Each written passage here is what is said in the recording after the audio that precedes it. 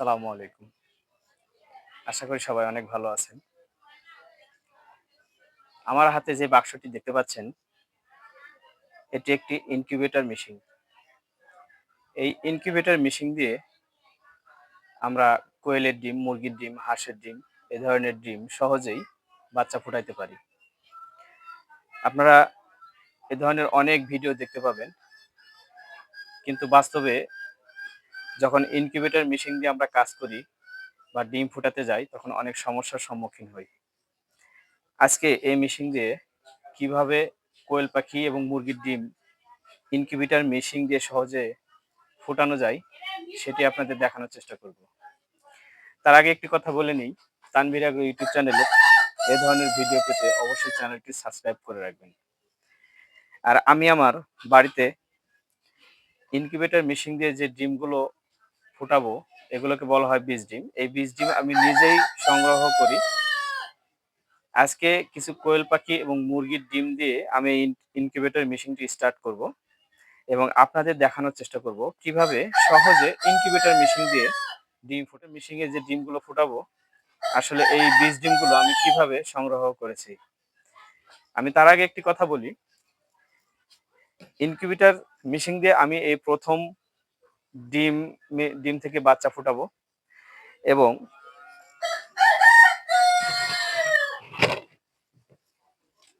আপনাদের দেখাই। এই যে ডিমগুলো দেখতে পাচ্ছেন মুরগির ডিম এবং কিছু কোয়েল পাখির ডিম।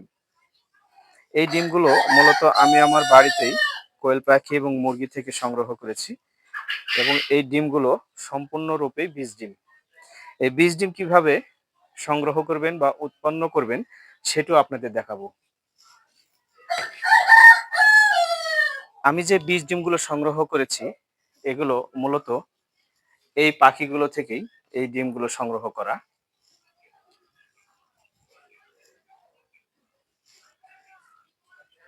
এখানে দেখেন দেশি মুরগি,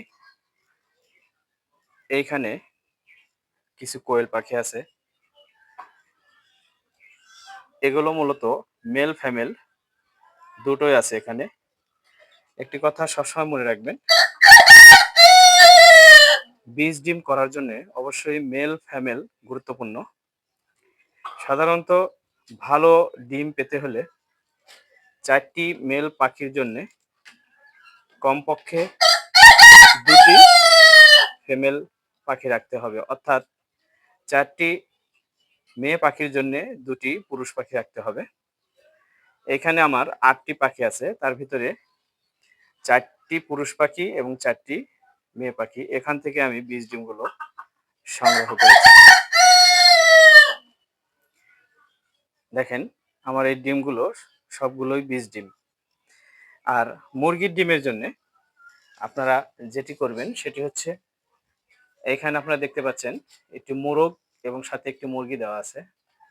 এই মোরগ এবং মুরগি থেকে আমি এই বীজ ডিমগুলো নিয়েছি এবং আশা করি এই ডিম থেকে 100% বাচ্চা ফুটবে। এখানে একটি টাইগার জাতের মুরগি আছে, সেখানে কোনো মোরগ দিতে পারিনি, যার কারণে এই ডিম থেকে আমি বাচ্চা ফোটাতে পারবো না। সবসময় নিজের বাড়িতে সুন্দরভাবে যদি আপনি বীজ ডিম উৎপন্ন করেন, সেই ডিম থেকে 100% বাচ্চা ফুটবে আশা করা যায়।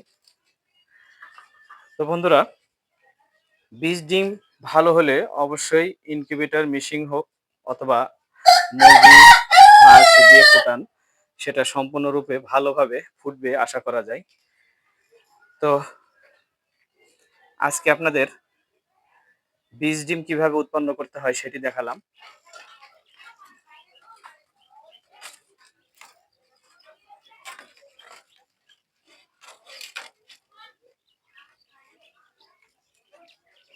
দর্শক, যখন আমরা এভাবে ডিম সংগ্রহ করব, সরাসরি এই ডিমগুলো ইনকিউবেটর মেশিনে দেবেন না। ইনকিউবেটর মেশিনে দেওয়ার আগে অবশ্যই এই ডিমগুলোকে এরকম একটি বাটি নেবেন এবং এই বাটিতে আপনার স্যাভলন অথবা জীবাণুনাশক দিয়ে এই ডিমগুলো সুন্দরভাবে ধুয়ে পরিষ্কার করে তারপরে ইনকিউবেটর মেশিনে দিবেন। হ্যাঁ, ইনকিউবেটর মেশিন আনার পরে অবশ্যই ইনকিউবেটর মেশিনটি সুন্দরভাবে স্যাভলন দিয়ে অথবা জীবাণুনাশক দিয়ে পরিষ্কার করে নেবেন। ইনকিউবেটর মেশিনের ভিতরে অনেক জীবাণু থাকে, তাই এগুলো সুন্দরভাবে পরিষ্কার করে নিতে হবে। একটি কথা মনে রাখবেন, ডিম থেকে ভালোভাবে বাচ্চা উৎপন্ন করার জন্য অবশ্যই ইনকিউবেটর মেশিনে পরিষ্কার পরিচ্ছন্ন এবং পাখির খাঁচা পরিষ্কার পরিচ্ছন্ন রাখবেন এবং ডিমগুলো যেন জীবাণুনাশক হয় সেদিকে খুব গুরুত্ব সহকারে দেখবেন।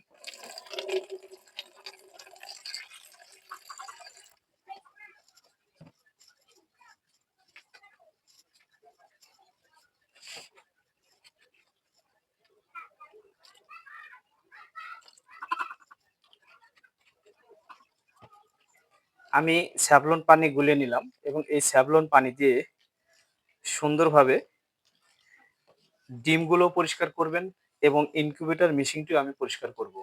এই ডিমগুলো আমার আগে পরিষ্কার করা ছিল এবং পরিষ্কার করার পরে একটু শুকিয়ে নেওয়ার পরে এই ডিমগুলো দিয়ে ইনকিউবেটর মেশিনে বসাতে হবে। আমি এখন মেশিনটি পরিষ্কার করে নিচ্ছি।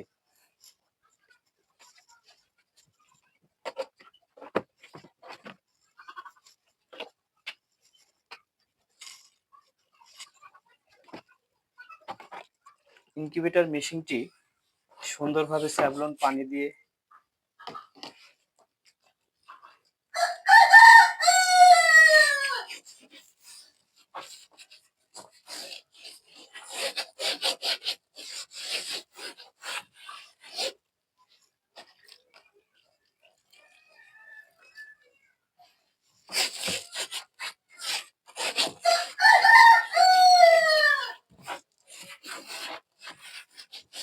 এইভাবে সুন্দরভাবে স্যাভলন পানি অথবা জীবাণুনাশক যেগুলো পাওয়া যায় ওগুলো দিয়ে ভালোভাবে জীবাণু মুক্ত করে নেবেন।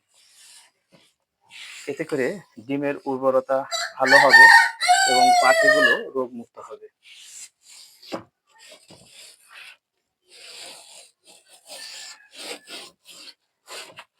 ইনকিউবেটর মেশিন দিয়ে ডিম ফোটানোর জন্য কি কি নিয়ম অবলম্বন করতে হয় পর্যায়ক্রমে তা আপনাদের দেখাবো।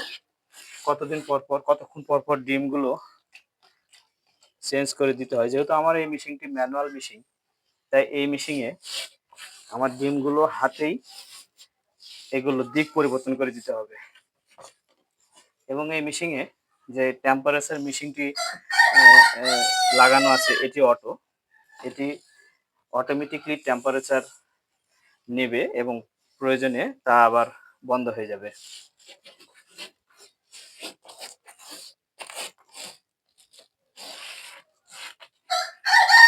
আমার এই মেশিনটি দিয়ে সর্বোচ্চ ৩০০টি ডিম ইনকিউবেটর করা যাবে।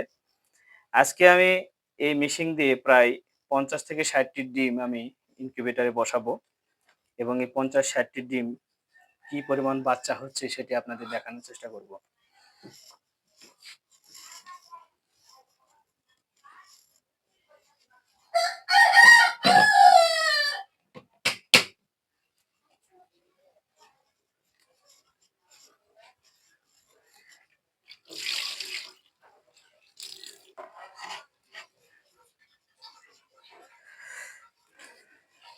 বাজারে অনেক ধরনের ইনকিউবেটর মেশিন পাবেন।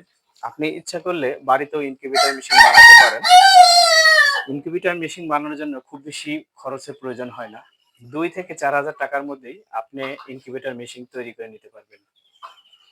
তো বন্ধুরা, চলুন এখন ইনকিউবেটর মেশিনে আমি ডিমগুলো বসিয়ে দিব।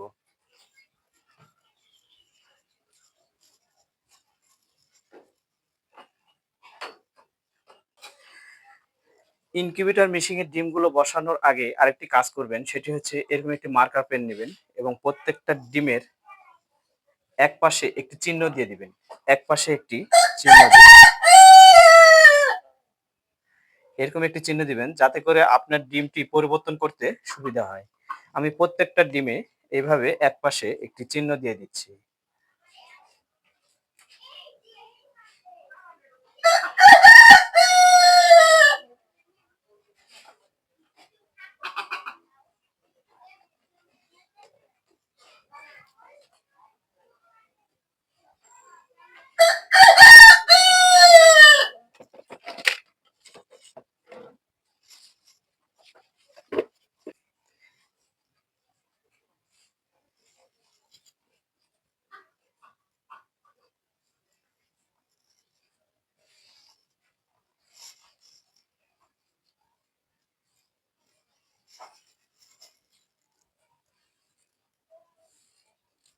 প্রথমে এই চিহ্নগুলো আমি উপরে দিয়ে ডিমগুলো বসিয়ে দিচ্ছি।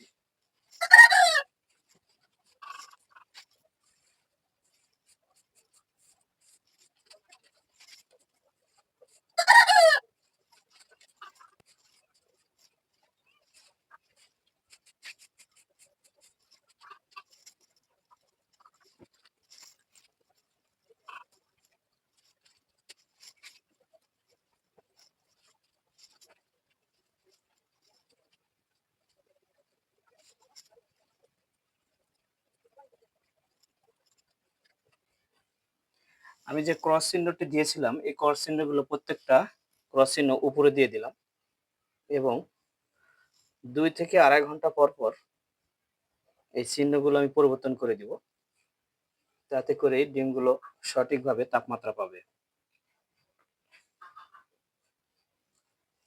এখানে অনেক বড় ইনকিউবেটর মেশিন, প্রায় ৩০০টি ডিম এই মেশিনে বসানো সম্ভব। আমি প্রথম অবস্থায় অল্প কিছু ডিম দিয়ে আমি মেশিনটি চালু করব।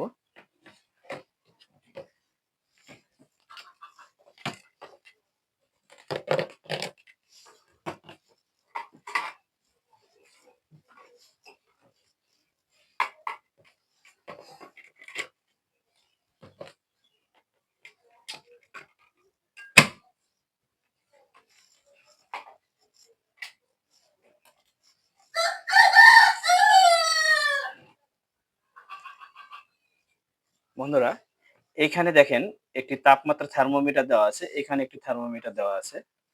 এই ইনকিউবেটর মেশিনটি স্বয়ংক্রিয়ভাবে তাপমাত্রা নিয়ন্ত্রণ করবে। তাপমাত্রা বেশি হলে ইনকিউবেটর মেশিনটি নিজে থেকে অফ হয়ে যাবে। আপনার তাপমাত্রা নতুন করে করতে হবে না। এছাড়া এই মেশিনটি ম্যানুয়াল মেশিন হলেও তাপমাত্রা নিয়ন্ত্রণের জন্য ২ টি থার্মোমিটার এখানে দেওয়া হয়েছে এবং ভিতরে যে বাল্বটি ইউজ করা হয়েছে এটি হলো ২৫ ওয়াটের একটি বাল্ব। আপনারা অবশ্যই ২৫ ওয়াটের বেশি বাল্ব ইউজ করবেন না। যেহেতু ৩০০ পিসের একটি ইনকিউবেটরে আমি ২৫ ওয়াট বাল্ব ইউজ করেছি, কারণ এখন গরমকাল, তাই এই সময় বেশি ওয়াটের বাল্ব ব্যবহার না করাই ভালো। তো আলহামদুলিল্লাহ আমি আমার মেশিনে ডিম বসালাম এবং এই ডিম থেকে কতদিনে বাচ্চা ফুটে বের হয় সেটি আপনাদের পরবর্তী ভিডিওতে দেখাবো। তানভীর এ ধরনের ফার্ম ভিডিও বা কৃষিভিত্তিক ভিডিওগুলো পেতে হলে চ্যানেলটি সাবস্ক্রাইব করবেন এবং কোনো প্রশ্ন জিজ্ঞাসা থাকলে অবশ্যই কমেন্টে কমেন্ট করবেন। আপনাদেরকে আবারও আন্তরিক অভিনন্দন জানাচ্ছি এবং আমার জন্য দোয়া করবেন।